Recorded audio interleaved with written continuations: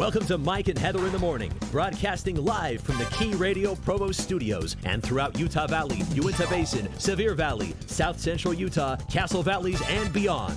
Here to bring clarity, order, and depth to our conversation is Pastor Jeremy Howard of Payson Bible Church. Happy Valentine's Day to you. Woohoo! Did you catch my Valentine's joke in the weather?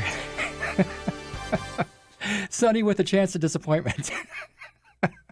I don't even know how to respond to that. I bet people are like, what? What kind of radio station is this? It's a joke. Okay. After that, I said it's a Valentine's Day joke. Oh, okay. I explained it. All right. Jeremy, how you doing? I'm doing well. You wore your red love shirt today. I did. Yeah. Mm-hmm. Yeah, love is not efficient. Mm-hmm. That's a quote from a man named Paul Miller, who wrote a book on prayer and also wrote a book on biblical love. Mm-hmm. That prayer book, by the way, is one of my favorites. It's you were the one who mentioned it, and I thought, well, I'm going to go ahead and read it, and that was a fabulous book. Yeah, it's a little bit different than most prayer books, and most people seem to find it pretty helpful. Mm-hmm. Well, I did too, so I don't know. I recommend it. But And you have a quote from his book, so you must have thought the love book was good too. Yeah, so he wrote the book, The Praying. I'm sorry. I went to go move my mic and I muted myself while I'm talking. Not a professional. The praying book is called A Praying Life, and then the love book is called A Loving Life, and that's pretty much based on the book of Ruth. But in the promo video for that book, he says this line, love is not efficient. One of the personal studies he had over looking at the life of Jesus, he was just struck by how much Jesus looked at people and how he took his time with people. And true, genuine love and service is not focused on efficiency first as much as it is caring for the individual, which goes against our preconceived notions of what efficiency is and what love should look like. So, well, and that's just how our world seems to roll. It's got to go, go, go, go, go. This gets done, and then you get like special gold stars if you do things very well and very efficiently. But that's just not the love language. Do we have to compromise efficiency? Yes. I mean, can we do love? You know, it wouldn't be. We have a lean love program here. Lean love. Stop it. We have to get better at this. Lean manufacturing, lean love. It doesn't work that way because of sin, right? I mean, it would be so easy if we were all just very giving and not selfish, but that's just not the way it works because we've got the sin issue and the Lord, he did something very inefficient, but very profound and very powerful for us and very sacrificial. And so we in turn must do likewise and be sacrificial. But we're going to get into that a little bit later. Oh, yeah. Jeremy, you're coming off the publishing of a pretty long article. oh, yeah. Mm-hmm. It's I've named it the R2D2 C3PO article. You know I've never seen Star Wars, right? I don't know. So I picked up on some of that being Star Wars, I think, right? Well, in it you had... Who hasn't seen Star Wars? Jeremy Howard sitting That's right the here. only person on the planet. Okay. Yeah. Sorry, go ahead. Well, I think we need to get to the bottom of this. Why would you have not seen Star Wars? Well, it just absolutely doesn't interest me. Sci-fi has never been anything that I've found No, it's a rom-com. entertaining. Star Wars is It's a a rom-com. rom-com. If there's laughter and there's love, it's a rom-com. Yeah, so it's zero interest whatsoever. And the whole thing is based off Buddhist principles, so it's kind of a sin for you to even watch it. I'm just messing with you. Okay. All right. Wow. Let's talk about your article a little bit. There's that disappointment thing you were talking about. No, the reason the C3PO and stuff, because in your article you talked about a lot of these Christian alliances that have been forming over the last number of years. Yeah, they're networks that are essentially replacing denominations in a lot of ways, which is a mind shift for a lot of, especially American Christians. Okay. Yeah. All right. Yeah, and you've got multiple streams within what we would call like conservative Christianity. There are multiple streams, and they're not always playing nice with each other. And so the purpose of the article I wrote on my website, which is just my name, jeremyhoward.net, the purpose of that is just to help people kind of wrap their minds around what's going on. Because you see, wait, this guy is speaking at a conference with that guy, but then this guy doesn't want to speak at that conference because they're there, and I like all three of them, but I know they're different. And what's going on, right? And we all, if you're in the Christian world, you kind of experience that to some degree or another. And so the purpose of this was just to kind of give some references and to help people track what's going on. Yeah. If there was a camp that you fell most closely to, what would that be? Well, the article I'm writing about the G3 movement based on the G3 conference, and I like what they're doing to a major extent. I mean, I think what they're doing in many ways is commendable. And so a lot of it has to do with what stance you take on some current cultural issues and if you're going to be bold enough to talk about it publicly or not. That's what's dividing a lot of these guys right now. One thing, though, is that the Lord, when he was on the earth, he prayed for unity of the believers. And it's really important that when we are talking to each other as believers together, we understand what the main things are and that we are going to be loving each other, but we have to make sure the main things are the main things. And there are times when, like preferences, and I'm talking like basic local church stuff now, right? There are some things that are just preferences, and we need to love each other in that diversity, and we love each other in the unity of Christ. And it's great you bring that up because actually, just in the last couple of weeks, a friend and I have launched a podcast also called Do Theology. And that's the whole point of that podcast right now is to have those conversations of what is primary, what is secondary, and what is tertiary. And we have a paradigm that we present of how to think through that. And so you can find that on all major podcasting platforms. It's, like I said, called Do Theology. And what's interesting about these networks and if they're playing nice or if they're dividing or unifying, they're having some disagreements on what is primary and what is secondary. Because, I mean, as you know, there are some secondary things that taken to an end, now you're starting to encroach on primary. And we all have to work through that. And it can be really messy because we're all sinful, fallen, and finite. Okay, so let's talk about, while we're on the subject, let's just talk about the primary. And I'm talking gospel here because this is so important. And for all of us who don't understand what a G3PO is and what we don't understand what all this other stuff is going on, and we haven't seen or listened to Do Theology, and we haven't read the articles, let's just talk about the main primary thing. And this is the thing that we focus on so much here at Key Radio, and that is the gospel. Jeremy, why don't you walk us through that? So the gospel is composed of just some basic fundamental truths in Scripture that a person has to believe in order to be saved and be forgiven of their sins.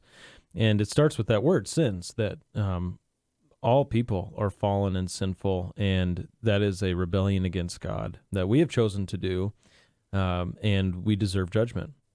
And God, who is eternal and good, he became flesh. God came to earth in the person of Jesus, and Jesus lived a perfect life on our behalf, and he died a perfect death on a cross that was undeserved for him. He had done nothing wrong, but that death was also in our place. And he rose again, defeating death, proving that he is who he said he was. And by faith, we can then have that perfect life he lived credited to our account and all of our sins taken away because of what he did on the cross. And there's this great exchange that happens that for one instant, because of your belief, and for all of eternity, you are then now a child of God who is considered the righteousness of God because you're covered by the work of Christ. And you will have an eternity with him because of what Jesus has done. Mm-hmm. And so that's the gospel message, is that you deserve an eternity apart from him in eternal condemnation, yet he has given you eternal life in what Christ has done. Mm-hmm. And this is the gospel. This is the very basic, the foundation of Christianity. And if your church, organization, whatever it is teaching something other than that, well, it might be worth your while to take a look at it, see what the Bible says. Yeah. Oh, go to the Bible. Absolutely. Here's the thing. The Lord loves you. You are really important to him. You have sinned and rebelled against God. We all have. I'm not pointing you out specifically, but I kind of am, because we've all been there. We all are there, right? We are all sinners.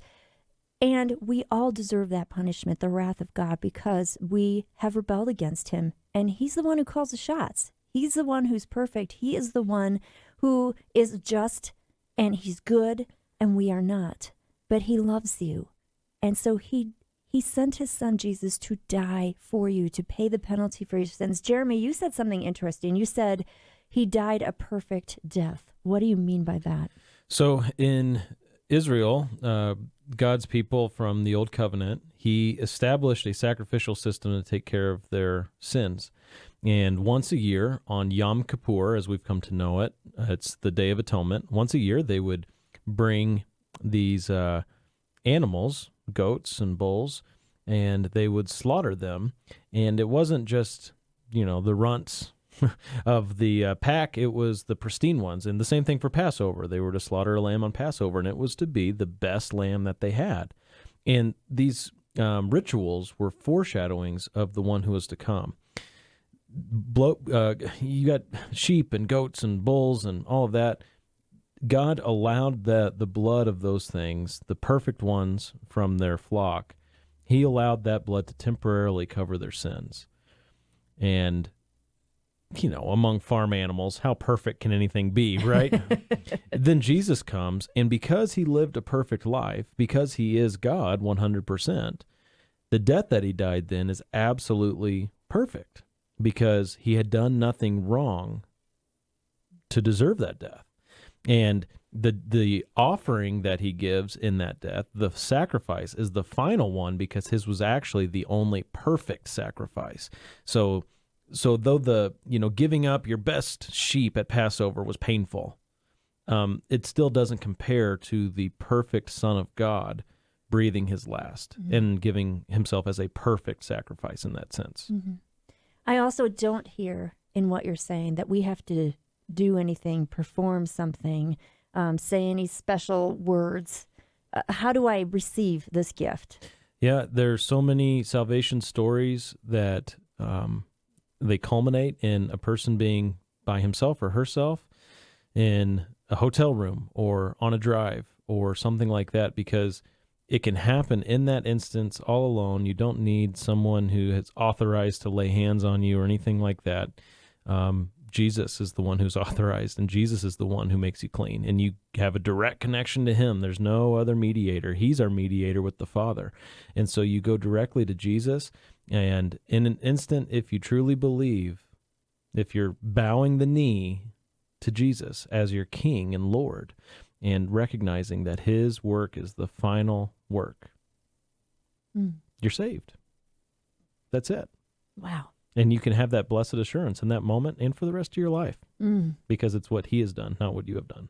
What a thing to rejoice about, right? The joy that you could have in your heart, and the Lord just doesn't stop there. He doesn't just say, "Okay, you have the fire insurance, and now go along, little kitties, and try to do the best that you can." But he is with you, and he indwells in you.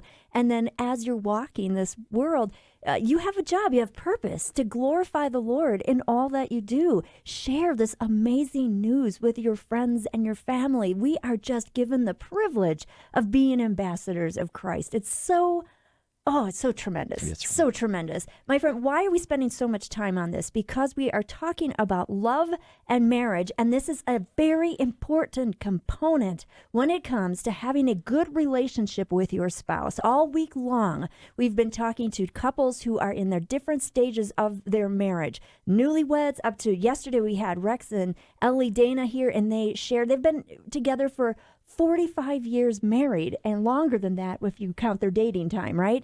And it's tremendous. But this common thread through all of this is that the Lord is in their marriage. And it has been so wonderful. We're going to wrap things up today, but please note that it starts, really, a good marriage really truly starts with a relationship with the Lord Jesus Christ. My friend, get out your phone, because we've got some things that we want to talk about, and I know that Jeremy has a little special thing. Do you want to do that now, Jeremy, or do you want to wait? Oh, wait. I've got multiple special things. I've only told you about one. So. We're in trouble. 855-539-4583 is our text line. 855-KEY-GLUE. Key Radio, Life Unlocked, Truth Unleashed. It's time for listener participation. It's with time Jeremy Howard. Yeah. Ding, dee, dee, dee, dee. Okay, the last time we did a little sound effect, and remember, the person who got it right was the winner. Mm-hmm. Okay. And You won Yay, nothing. the winner. Do remember that the person winner was the winner. Yeah, And I remember that. It was John, I think. John Cower. And this time, there's something to give away. A copy of my book that was published 3 years ago called You're the Husband. It's a blueprint for leading in marriage, particularly good for young men. That is what's on the line. A free copy of the book. Okay? You will be a winner, Yeah. and you'll get a book. So we should get the phone number. Yeah. It's a text number, yeah. 539-4583.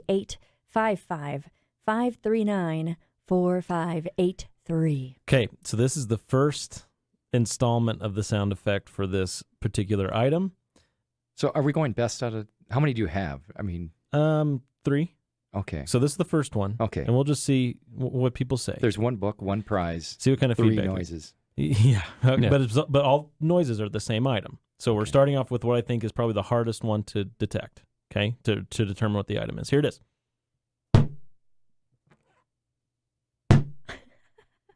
There it was. That was your Okay. noise. I'll do it one more time. Okay. Now that There I we go. hear it, I think it might be kind of easy, but we're looking at it, so Okay. maybe it's not that easy. But there you go. A copy of the book is on the line. 855-539-4583. That is the text line. Go ahead and guess what that noise is. And do I plan on doing this every time? Yes, I do. All right. So there was a, That's why we don't invite him much anymore. there was a CNN article this morning on, I know it's Valentine's Day, so it was on love, but CNN and love. This Yeah. ought to be good. the teaser title was Your Brain on Love, a Chemical High. And the article detailed the scientific process of love, chemicals like dopamine and oxytocin, along with neurons and mesolimbic pathway, all above my pay grade. But are they really explaining love with all this talk of brain components and chemicals? Or are they explaining the complex and amazing human body's response to it? Oh. Try, really asking the why of love. Nothing really makes sense. And even when you look to the Creator, God in perfect unity, not needing us, created man who chose to rebel and be sinful. But here's the kicker. He loves us even while we were yet sinners. CNN said that? No. No. It's like, wow, This is the Mike Christian on- News Network. Let me guarantee you that CNN would not say that. No. This is Mike's commentary. This is Mike's commentary Uh-huh. on it, yeah. So I'm not, yeah, definitely. Thank you for saying that. 1 John 4:8 tells us that God is love. Now, we can never get our brains around that, but it's true. John 3:16 explains what we were talking about earlier, that gospel message, for God so loved the world that he gave his one and only Son, that whoever believes in him shall not perish but have eternal life. So even God's response to love is pretty amazing and way difficult for our limited human brains to understand. So we should not be surprised when we act a little goofy when we're in love. Good. And you just answered a very important question. You know what that question is? What is the question?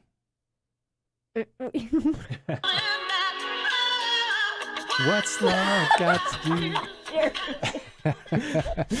Tina Turner's on our show. This is awesome. I wish we could somehow show the music video while we. I'm glad we are not. Okay. What's love got to do If with you each could you have just other? answered seen, it. 1 if John you could 4:18. have seen Jeremy's face and his little move back and forth, the head, Yeah. that's good. Man, you got the moves. Uh-huh. Great. Okay. So, Let's talk about love.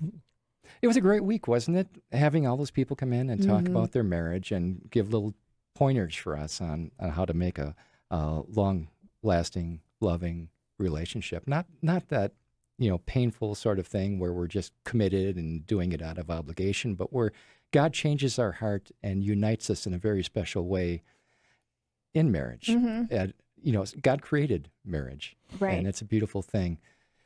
So it was a great week, and we're going to finish that week off today. recap. recap and We want to summary. recap. And taking it to the next level. Yeah. Well, and I thought we could do something like this, and maybe not. We could, but we have these vows, at least the traditional ones I'm looking at, right? And it's like in our situation, I, Heather, take you, Mike, right? To be my lawful, which is funny because when I was a kid, I used to think it was awful. My awful wedded husband. No doubt. It always makes me laugh. To have and to hold from this day forward, for better, for worse, for richer, for poorer, in sickness and in health, until death do us part.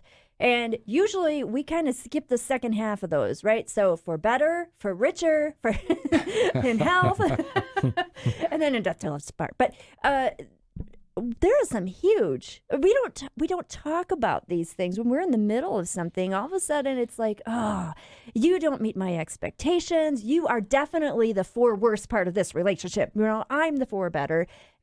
We need to really take these vows seriously, and I don't think that our society does. So many times I hear, if you're unhappy, just get out. But marriage is a reflection, really, of Christ and the church. And so for that reason alone, we need to take this very, very seriously. Now, Pastor Jeremy, can you explain to the rest of the world what I mean? Because I just regurgitated what I heard. Well, so marriage is a covenant.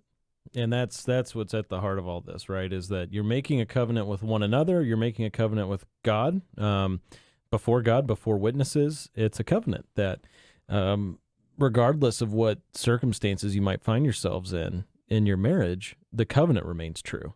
And so when you make these vows to one another, what you're doing is saying that nothing external is going to change what we're doing here today. Mm-hmm. And that's pretty heavy. What's the difference between a covenant and a contract? Well, a contract comes with all kinds of stipulations and things. Now, covenants can come with stipulations. Those are called conditional covenants. For instance, right now at Payson Bible Church, we're going through the book of Deuteronomy. A lot of conditions in there, that little 2-letter word, if. So a conditional covenant would be something like, if there's only health and better and riches in our marriage, then we will stay married. That's a conditional covenant. Mm-hmm. An unconditional covenant says, regardless of if there's sickness or health or riches or lack of riches or better or worse, we will be together. Mm-hmm. This covenant is remaining true. And so this we live in the world of prenups and things like that, and boy, that just makes it into like a business kind of transaction. And this is deeper than that. From a Christian perspective, this is biblical agape love that transcends those types of stipulations. Mm-hmm. At its core, it's sacrificial. So that means nothing that goes on outside of that covenant can change the covenant. Mm-hmm. Are you guys up for a unrelated rabbit trail? Is that okay? Yeah, okay. Yeah. I've got more sound clips. You got first billing. That's good. In the Abrahamic covenant, we have land, seed, and blessing. Yep. The land aspect of that would be both conditional and unconditional? It's unconditional. So what we find is it's really interesting. As Abraham's promised that land for his descendants, I'm actually... we just covered this Wednesday night going through the book of Acts because Stephen, the first martyr in the church, was preaching about Abraham right before his death. And he said that he was given that land, though he didn't even have 1 foot's worth of that land realized in his lifetime. So he was promised that land for his descendants. 400 plus years later, they're finally told to go in and take that land. And there were people that were already living there. Mm-hmm. But you know what God says? Go take your land. That's what he says. Your land. So it was unconditional in the sense that they own it and God gave it to them because he owns the world. And so if he wants to block off some real estate and say that belongs to these people, then he's allowed to do that, and that's what it is. And so that part was unconditional, but their residence in the land under the blessing of God was conditional. Okay. So that land is theirs regardless of if they're in it or not. Mm-hmm. But for them to be in it under the blessing of God, that was conditioned upon their obedience. Okay, back to love. Back to love. Would you stop? Okay. Oh man. Okay, so so marriage, that's an unconditional covenant. Yes, that's what you're saying? Yeah, I won't play another one. Okay, thank you. I want to. I've got You three others. lost me. You totally lost me. I'm like completely. It's pretty rare that Heather is without words. I'm glad that I could play that role today. Yeah. We should go to some more music that's not Tina Turner.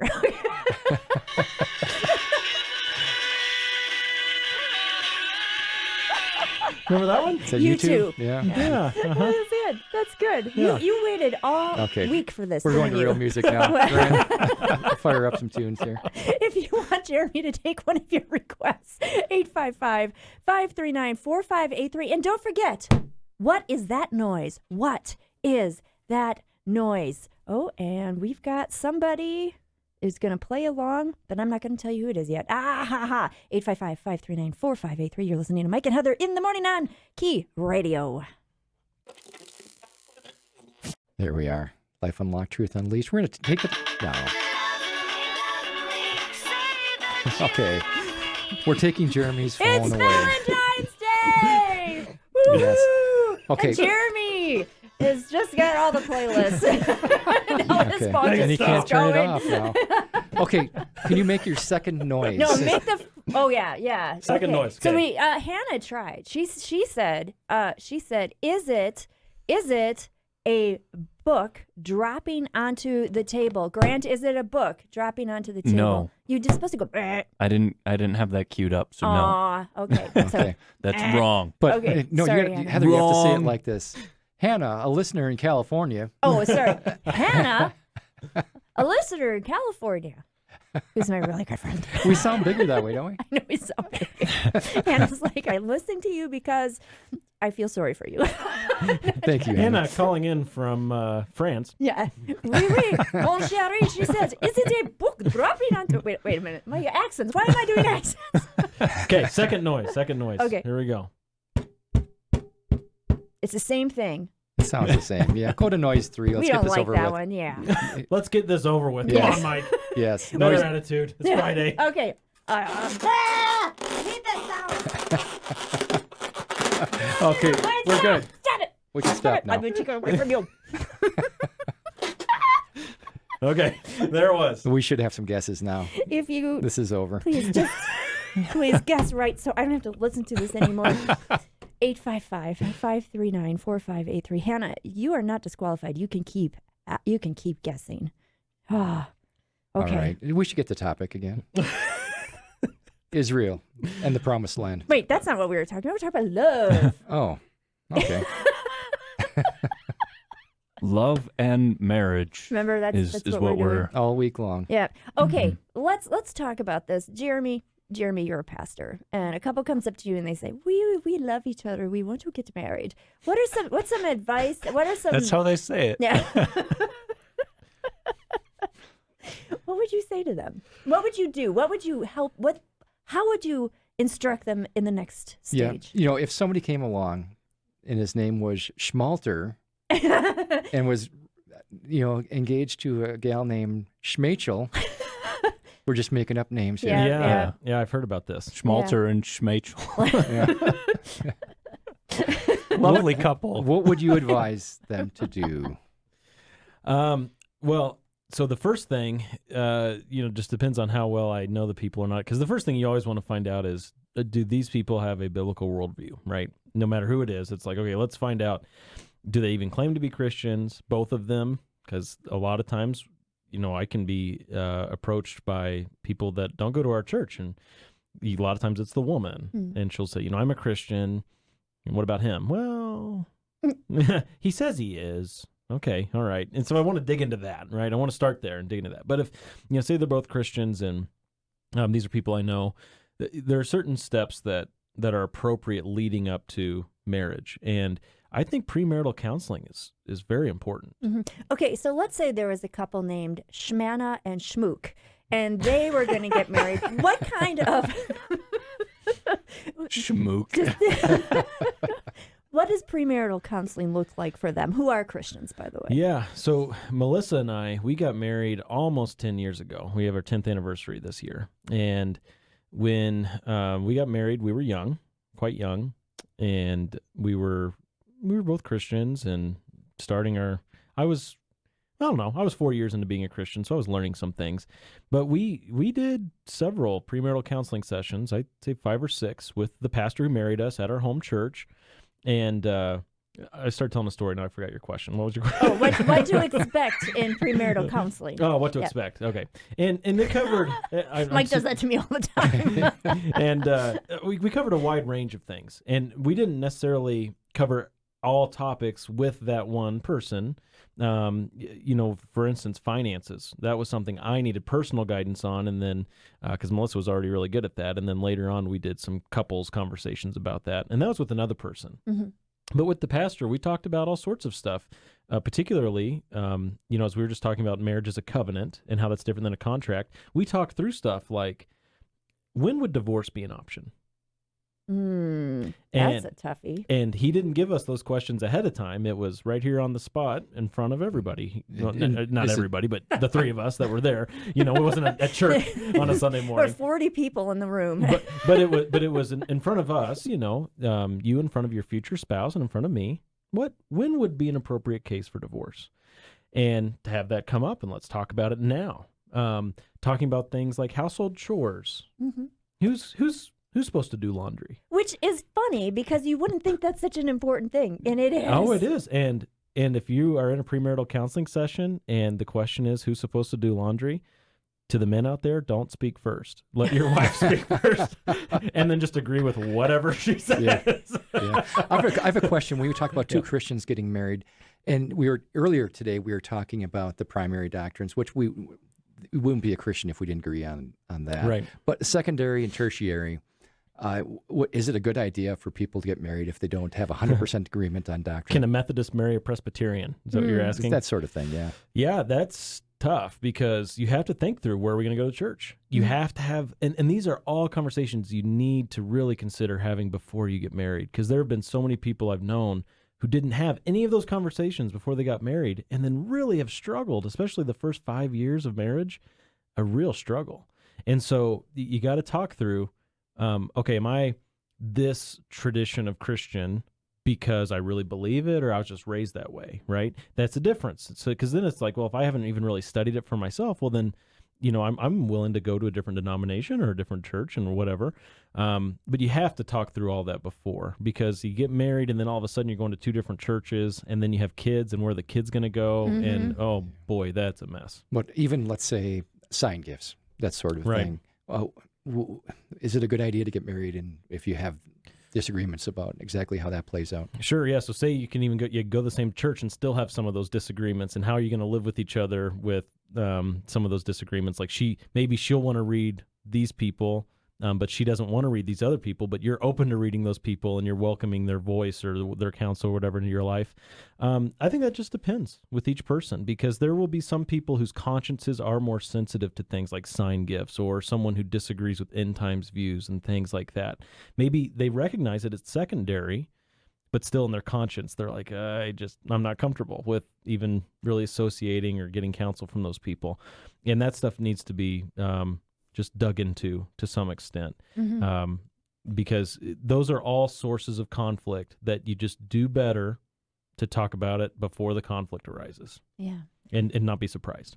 I think kids is also a very big topic that needs to be discussed when you're all googly-eyed at each other. You're like, oh, we just love each other. We'll love each other forever. But then when you throw a kid in the mix, it's like, whoa, it really changes the whole dynamic. And I think it's important that a couple talks about children. Yeah. What kinds of things does a couple need to talk about when they are in a premarital counseling situation? Yeah, I think I'm pretty sure we were asked this question. It's coming up. It's been over 10 years since we went through this, but I believe we were asked, how many children should you have? Mm-hmm. And that's just another one of those things that you might not, while you're blind in love as a young person before you're married, you're not thinking about conflict. You're thinking, well, we're going to be happy ever after, all that stuff. Yeah. And everything's perfect, and this person's perfect, and I'm perfect, and everything's perfect, and I'm blind. I'm not thinking about conflict. Well, then you get married, and it turns out she wants a dozen kids. And you're thinking, I thought, one human and one dog, we're good, right? But you got to talk through that too, because the number of children, of course, can be a real source of conflict. And then parenting philosophy too. There's not a lot of stuff you won't be able to talk through until you get there, but at least just some general idea of how were you raised? How was I raised? What'd you like? What'd you not like? And, yeah, it's important to think through that stuff. Well, I think we enter these things with a clouded view of reality. Yeah. It's all going to be. That was very diplomatic of you. Yeah. But the reality is, I mean, we're all sinners. We're all going to be jerks. We're all going to be mean to each other, whether we want to or not. It's going to come out. Our worst is going to come out at some point in the relationship. Yeah, that was a common thread we saw was forgiveness was a huge thing, especially yesterday with the couple that's been married 45 years. It's like, hey, forgiveness. We all need to be forgiven. We're all going to, excuse me, we're all going to mess up. Yep. We're all going to do things that. So how do we really need? How do we get people into a mode of reality as they go through the premarital discussions? It starts with the young man, or the older man, whoever's getting married. The man, from a biblical perspective, the man is the head of the house, and the man is to lead. So the man is the one who, even before they're married, has to start leading in having these conversations, because she's going to want to talk about what everybody's going to wear at the wedding. He's got to talk about how are we going to save money. Mm-hmm. She's not going to bring that up naturally most of the time, and he's not going to want to bring that up naturally most of the time. But it's his responsibility to think ahead and to lead in those conversations, and to start talking about getting that counseling from a trusted, wiser, biblical perspective. And so that's where it would start. And every relationship's different, but you do well to really try to pursue wisdom now rather than jump into it, because you've got, that little emoji with the heart eyes. Yeah. Instead of just living that life up until the wedding and then realizing, now we have to pay utilities together. How are we going to do that? It's good to start thinking about it now. Mm-hmm.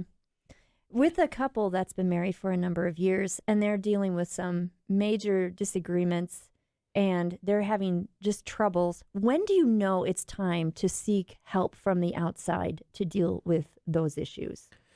Yeah. And in your question, did you say those who are wanting to get married or are married? Who are married. Yeah. Right. Because normally, they seek help when it's almost like, whoa, you should have sought help a long time ago, right? Yes. Well, yeah, absolutely. There are lots of times when people come to us, church leadership, and the house is almost burnt down, metaphorically speaking, and it's like you should have come to us when the candle was starting to tip over, right? Mm-hmm. Because now you got to rebuild a bunch of stuff that's been destroyed.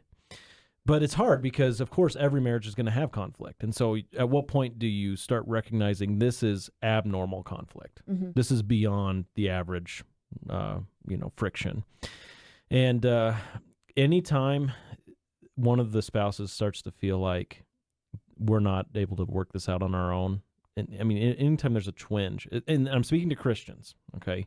Because as a Christian, the Spirit of God leads you. Mm-hmm. And so you start to feel that, reach out to God's people in some form or fashion. And by God's grace, they'll be able to respond in the right way and get you connected to the right help. Now, if you're talking about two unbelievers, I don't know. Mm-hmm. I don't know what to say. They don't have that common foundation of the gospel to fall back on. They don't turn to God's word as a source of authority and truth. Mm-hmm. They don't have anything that is rock solid for answers other than just the opinions of man, and that they're just going to be spinning their wheels. Mm-hmm. Wow. So if you don't know the Lord, that's the best place to start then. Run to the Lord. And if you do know the Lord, that's the best place to start with. Yeah. Run to the Lord and then seek counsel. And you have his people at that point, too. It sounds like the local church is very important in all this process. And even identifying early on some of the issues. You have friends that you talk to within the church that might recognize and help you understand that, hey, maybe this isn't normal. Well, and it's funny, when those conflicts are going on where they really need help, a lot of people, they have these two opposing thoughts that are simultaneously existent in their brains that keep them from God's people. One thought is, well, everybody has conflict. We're just like everybody else, and I don't need to bother people with my version of the same problems we all have, right? Mm-hmm. And it's like, okay, maybe not. But then the other lie is, well, they're all perfect and I'm not perfect, and I don't want to show all these perfect people that I'm not like them, so we need to keep putting on a front. Those two thoughts disagree with each other, but they're both in our minds, and both of those thoughts keep us from opening up with God's people, and that is not what God desires from us. God desires true unity and fellowship, transparency, humility, all of that. Wow. And I think that's a great way to wrap up this conversation about marriage. Thank you so much. We have a minute left, and nobody has answered this question properly. Oh, knock it off. It's a horrible sound here. Okay, we had strangling a beach ball, which was the closest. Yeah. Give him the book. Oh, and strangled just give it Jeremy. to her. Oh, strangled Jeremy. I had no idea. This is Heather's biggest weakness, I think. Man. I had no idea. Oh, it's an awful balloon. I like balloons that I don't like the noise they make, and that's what he was doing. I'll give you the pleasure of popping it here. No, We'll I get my will. knife out and we'll If you let's don't, kill I'll it. pop you, man. Wow. Well, Getting violent. that's the show. Good night, everyone. Payson Bible Church, where do you meet and when? Go to PaysonBibleChurch.com for all the info. 10:45 Sunday mornings. Excellent, excellent. Thank you, my friend. Have yourself a great weekend. Have yourself a great Valentine's Day. This has been Mike and Heather in the Morning, a production of Key Radio, located in beautiful Provo, Utah. For more information about the program and the ministries of Key Radio, check out our website, keyradio.org. On behalf of Mike, Heather, and the entire Key Radio staff, have a blessed and glorious day.